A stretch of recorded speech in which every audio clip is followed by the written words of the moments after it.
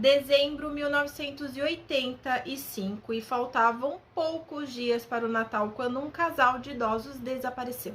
Sem deixar sinais de luta, sem arrombamento, simplesmente uma casa em silêncio, mas tinha um detalhe que era perturbador. Era o carro do casal que foi encontrado coberto de sangue. O que aconteceu com o Edward e sua esposa, Maureen, ficou sem resposta durante 20 anos. Até que uma confissão inesperada revelou algo ainda mais cruel do que todo mundo imaginava. Antes de começar o vídeo, eu já quero pedir pra vocês, curte, compartilha. Ó, os meus gatos, eu não aguento isso.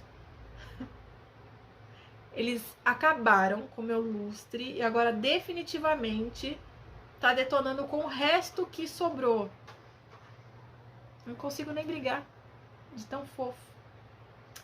Então curte, compartilha, me segue aqui no YouTube, se possível também lá no meu TikTok, porque tudo isso me ajuda demais. Tô falando pra vocês, ouviram? Pois é. Por favor, me segue.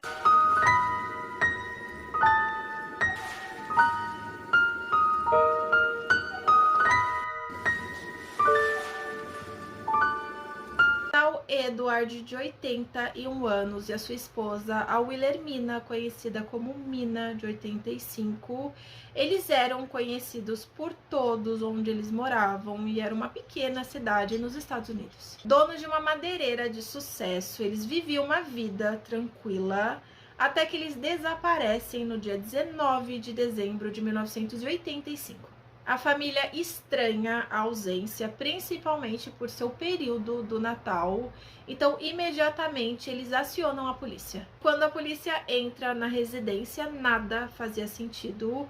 A casa estava bagunçada, tudo revirado e tinha extratos bancários jogados no chão. Um outro detalhe importante era que a bolsa da Minnie estava na casa e os familiares contaram que era muito estranho porque ela não saía de casa sem a bolsa, mas uma coisa tinha desaparecido e era o carro do casal.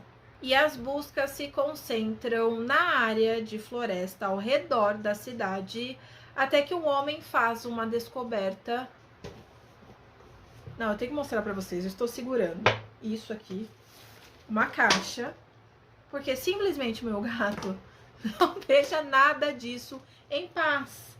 Ele está com um espírito. Hein, Flox? Jesus, tá difícil. Buscas se concentram nas áreas de floresta ao redor da cidade, até que um homem faz uma descoberta macabra.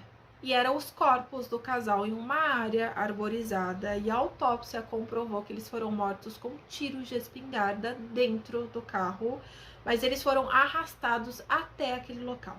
E no bolso do Edward, eles encontram um extrato bancário datado no mesmo dia em que eles desapareceram. Ao investigar no banco, eles descobrem que o Ed sacou $8.500. Isso para a investigação mudou completamente, porque eles passaram a acreditar que quem tinha feito isso com o casal sabia sobre a vida financeira e quanto eles teriam no banco. E a teoria principal era clara: o criminoso era um conhecido da família, porque ele sabia da vida financeira, como eu falei para vocês, e principalmente porque não tinha sinais de arrombamento. Então ele entrou na casa sem fazer nenhum esforço. Então toda a família foi investigada. Os policiais até receberam uma dica que teria um homem correndo segurando um rifle próximo ao local onde os corpos foram encontrados. Mesmo assim, os policiais não conseguiram nada e ninguém foi incriminado. Em 1991, mais de 800 denúncias foram feitas, mas que não levaram a lugar nenhum, então o caso foi arquivado.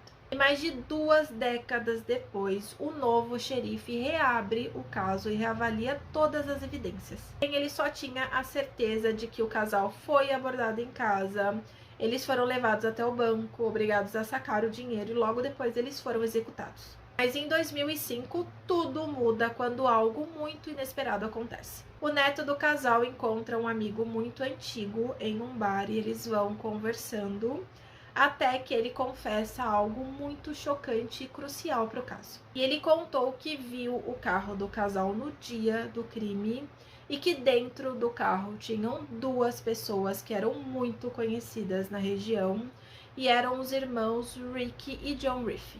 E esse depoimento mudou todo o caso, porque finalmente os policiais tinham um caminho para seguir.